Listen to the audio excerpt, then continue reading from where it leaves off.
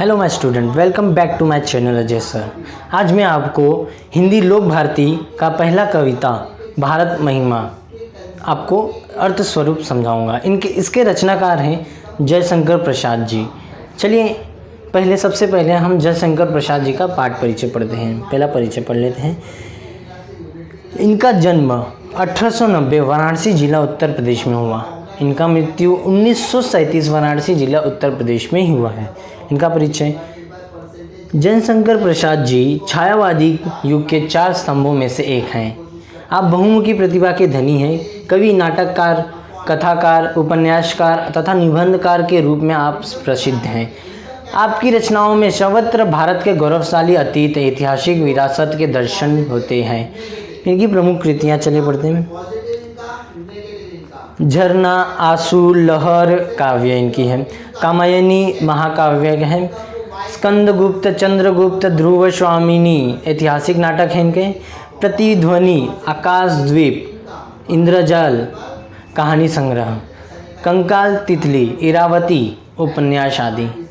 चलिए मैं आपको इनके पहला दो पंक्ति करके उसका अर्थ स्वरूप आपको समझाऊंगा। मैं बढ़ते हैं पहला 2 पंक्ति के ऊपर।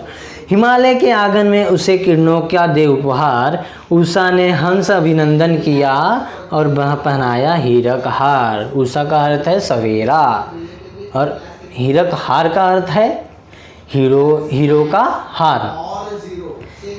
कवि भारत देश की महिमा का गुणगान करते हुए कहता है कि सूर्य सबसे पहले अपनी किरणों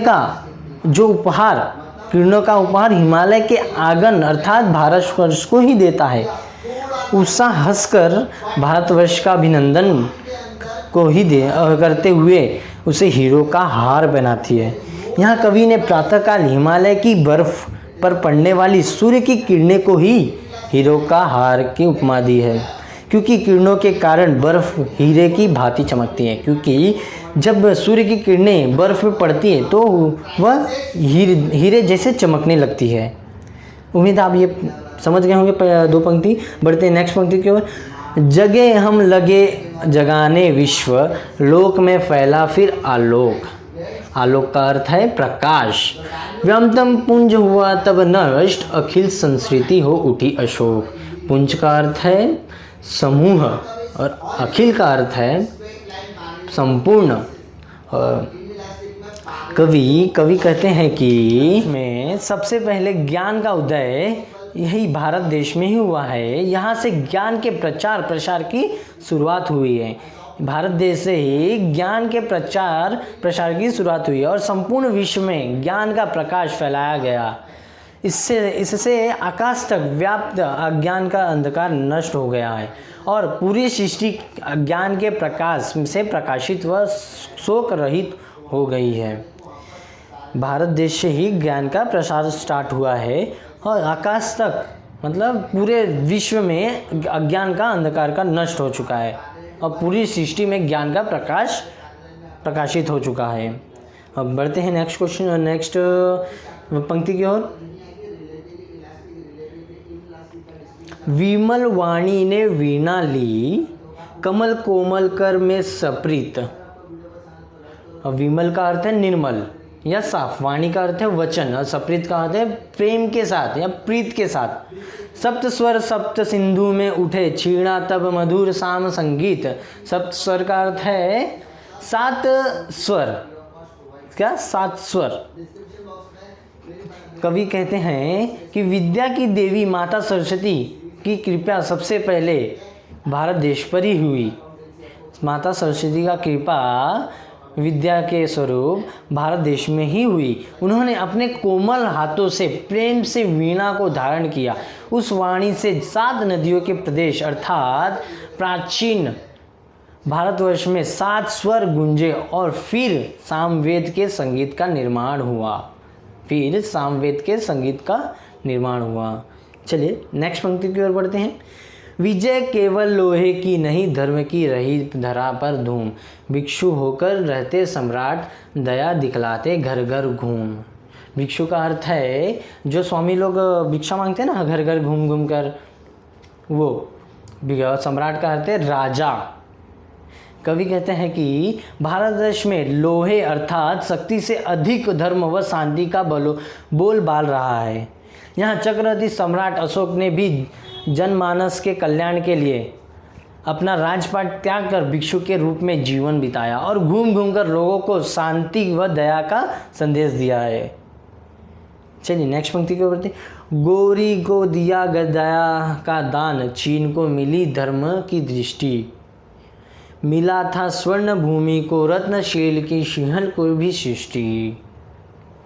भारत देश के वीरों की भूमि है, भारत देश वीरों की भूमि है। यहाँ चंद्रगुप्त मौर्य जैसे शासक हुए। उन्होंने भारत पर आक्रमण करने वाले यवन के सेल्यूक्स को हराकर उसे सजा न दी बल्कि उसे जीवन दान देकर भारत से खदेड़ दिया।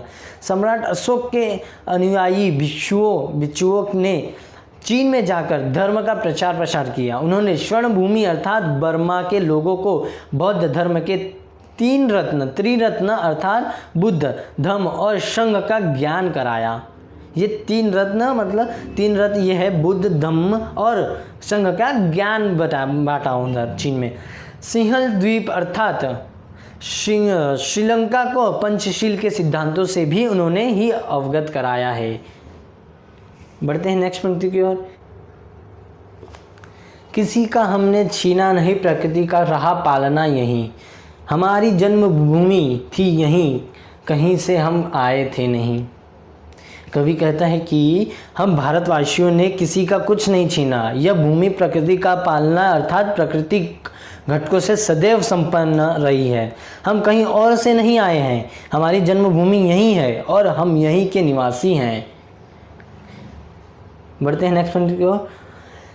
चरित ते पूत भुजा में शक्ति, नम्रता रही सदा संपन्न, हृदय के गौरव में था गर्व, किसी को देख न सके विपन्न। पूत का अर्थ है पवित्र। कवि कहता है कि हम भारतवासियों का चरित्र हमेशा से ही पवित्र रहा है। हमारी भुजाओं में शक्ति का संचार होता है और विनम्रता हमारा गहना है।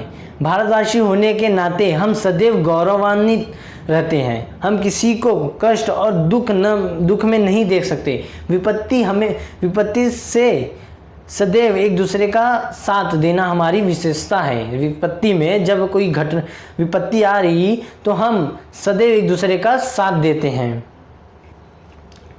बढ़ते हैं नेक्स्ट पंक्ति। हमारे संचय में था दान, अतिथि थे सदा हमारे देव, वचन में सत्य, हृदय में तेज, प्रतिज्ञा में रहती थी टेव।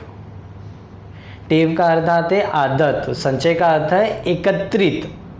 कवि कहता है कि संचय करना भारतवासियों को ही एक विशेषता है, लेकिन उस संचय का उद्देश्य दान होता है। अतिथि का हम देवता की भांति सम्मान करते हैं। हम सदैव सत्य बोलते हैं और आज भी हमारी प्रतिज्ञा में पहले की भांति वही दृढ़ता व तेज है। हमारे पहले की भांति वही दृढ़ता और वही तेज है हमारी। चलिए नेक्स्ट पंक्ति की ओर बढ़ते हैं।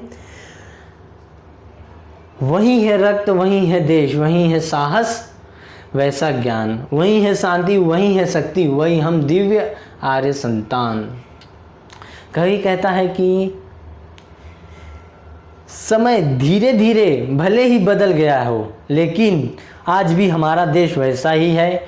हम भारतवासियों में उसी रक्त का संचार हो रहा है जिसमें साहस व ज्ञान भरा हुआ है। हम शक्ति व शांति के प्रतीक हैं। हमारे भीतर आर्यों के सभी गुण हैं क्योंकि हम उन्हीं की संतानें हैं। बढ़ते नेक्स्ट पंक्ति की ओर। लास्ट पंक्ति है ये कविता का। जिए तो सदा इसी के लिए, यही अभिमान रहे यह हर्ष का अर्थ है खुशी, निछावर कर दे हम सर्वस्व, हमारा प्यार भारतवर्ष। कवि कहते हैं हम अपना जीवन भारतवर्ष को ही समर्पित कर संपन्न व गौरवान्वित हैं। हम भारतवर्ष को ही अपना पूरा जान निछावर कर देंगे। हम अपने प्यारे देश पर अपना सर्वस्व न्यौछावर करने के लिए सदैव तत्पर रहेंगे। हम अपना जान भी अपने भारत पर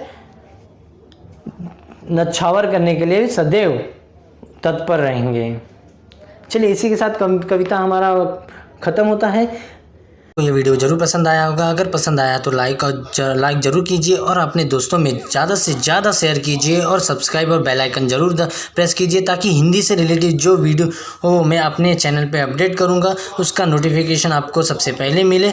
अगर आपको इसमें कोई डाउट है तो कमेंट बॉक्स में ज़रूर कमेंट कीजिए। मिलते हैं नेक्स्ट वीडियो में, तब तक के लिए जय हिंद।